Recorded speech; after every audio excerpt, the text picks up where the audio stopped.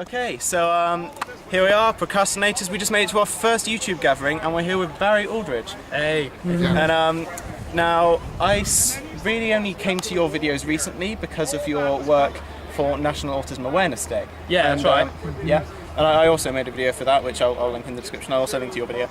Now, in terms of you yourself, you are autistic, and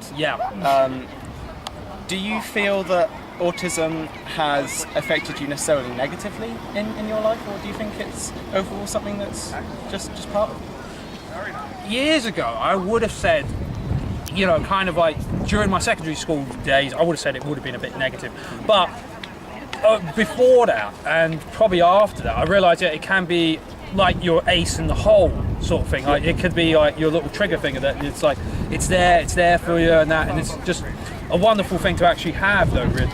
I mean, a lot of people do get a bit sceptical in that. I mean, for me, I get a little bit annoyed when people say there's links with, say, like the MMR jab. There was the MMR jab thing and that with autism in general, and it does get me a bit angry when they do that. And I don't think they found any evidence on it, but at the end of the day, I think there are people who are showing concerns. I can understand why. They want to find a cure. They want to find out if there is.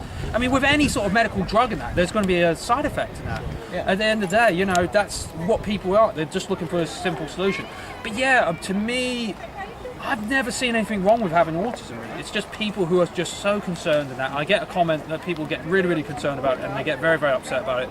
Sometimes I wonder, what do I do here, or something like that. And sometimes I feel like, you know what, you shouldn't really treat it in that way. So, yeah, that's the answer on that. Yeah, definitely. So I guess leading on from talking about the MMR jab, which, by the way, completely proven does not cause autism, has nothing to do with it. Yeah, I agree with that. Yeah. I guess a question that I ask a lot of people who either are autistic themselves or who have autistic siblings or relatives, if, say tomorrow you woke up and in the news they said, we have found a cure for autism, what would your reaction be? I'd be amazed by it. I would absolutely be amazed. I mean, as we both know, there is no cure for autism at the moment. I mean, it's like, with cancer. Cancer keeps on developing its own sort of thing, and there's many, many different types of autism as well. The autism I've got is very, very mild. Like, I could be very, very normal one day, and another day I could be,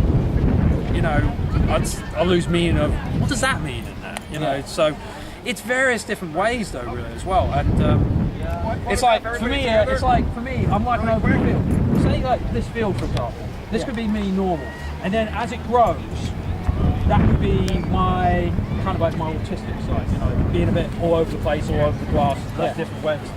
That could be the normal side, and that could be me in the water. I like using visual metaphors, really, but at the end of the day, definitely, yeah. If there was a cure for autism, would you necessarily consider taking it yourself, or would you see it as something that would be removing from who you are? That's a really good question, actually. I mean, for me, it's like a uniqueness. Like, some people with autism could have the best intelligence in the world. Yeah. And some people say that could take their intelligence away, or it could make them smarter again. It's like I said, there's many, many different strands. And it's the same though with, like I said, with cancer and that. It's a very, very difficult thing though to decide.